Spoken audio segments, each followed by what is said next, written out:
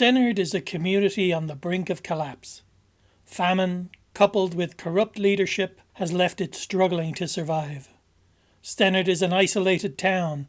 It is the last bastion of civilization in the foothills beneath a looming, impenetrable mountain chain. It isn't without trading partners, but they are more than happy to benefit from its dissolution. The town pays for protection from the bandits and other predators through taxes to the nearby Protectorate of Genulane, a holy order dedicated to Gorhan, the Helmed Vengeance. Protectorate authority has been undermined by weak leadership, heavy taxation, and a dwindling number of true believers. The seeds of corruption have taken root and are growing into invasive weeds. Stennard is a setting for the Dungeon Crawl Classics role-playing game, written by Nick Barron and published by Breaker Press Games here in the great state of Wisconsin.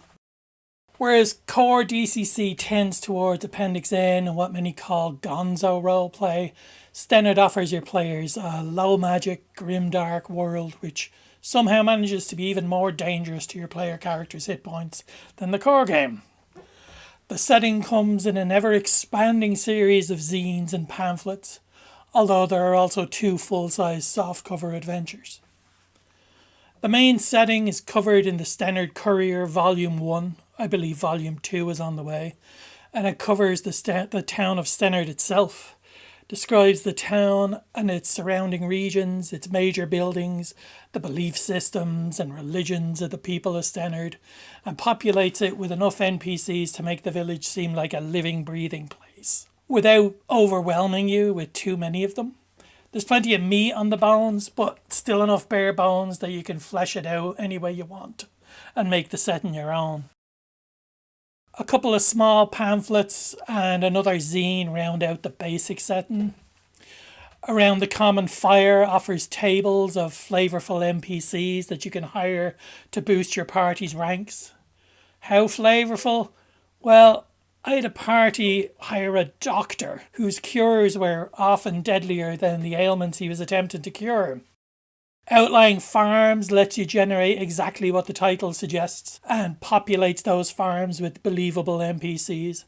And the Hillward Camp is another zine that gives you another nearby well fleshed out location and a series of adventure hooks.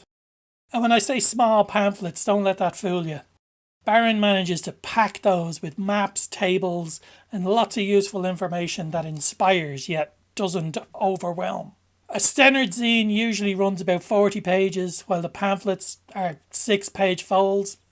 A series of other pamphlets, Cacophonous Bandits, The Coin Swallower, The Bag Bearer, and Halo of Flies, provide you with more characters, encounters and hooks for the town itself and for parties wandering the surrounding hills and countryside. But what's a setting without adventures? Stennard provides a healthy number of them. 5 zines I've counted so far. Cleft in the Mangled Hills, Wide-Eyed Terror, Prisoners of Tower Genulane, Desperation of the Hungry, and most recently Tragedy at Woodwitch Rise. And also 2 full-size softbound books with colour covers, The Precipice of Corruption and The Protectorate of Genulane. The latter being an adventure for 1 judge and 1 player. And what are adventures without player characters? The setting provides its own character creation guide so you can roll up 0-level characters with a Stennard twist. And while you can certainly use the usual DCC classes, though I would steer away from elves, dwarves and halflings, as Stennard's world feels like a grim human world to me. Barron has given us 10 playable characters so far, most of which are common classes tweaked to fit the setting and which greatly expand upon the base DCC classes. You have a DCC Bard in the Balladeer, a Paladin in the Icon Bearer, a hand-to-hand combat Barbarian in the Bruiser, alongside a Knight, a Ranger, Rogue and other classes that have been tailored to live and breathe in the setting. You could even play as a dog.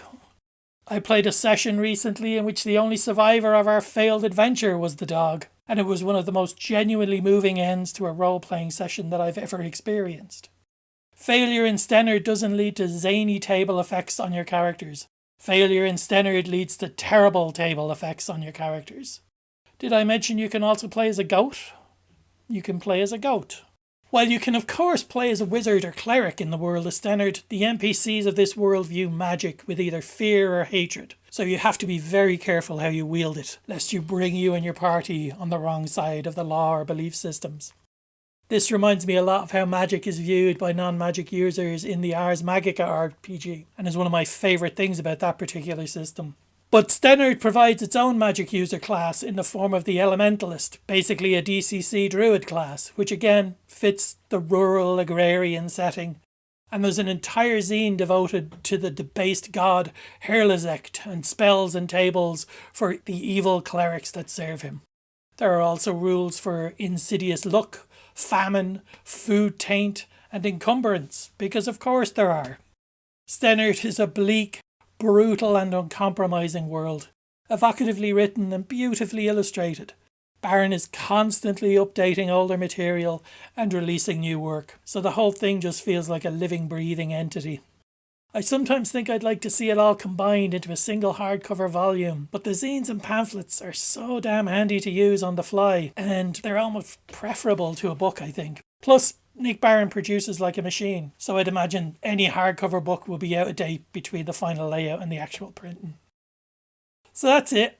I highly recommend Stennard if you fancy a change from your normal DCC sessions. It's super cheap to get into. You just need the Stennard Courier zine and one or two others. It's all woven together quite tightly, so it's very easy to mix and match. You can get it from Goodman Games or probably your local store if they stock DCC stuff. I'll also put a link in the description for Breaker Press Games. If you find this useful, like, subscribe, all that crap. If you're interested in more stuff like this, let me know and maybe we'll do it. Otherwise, that is it for now. Go out and buy it.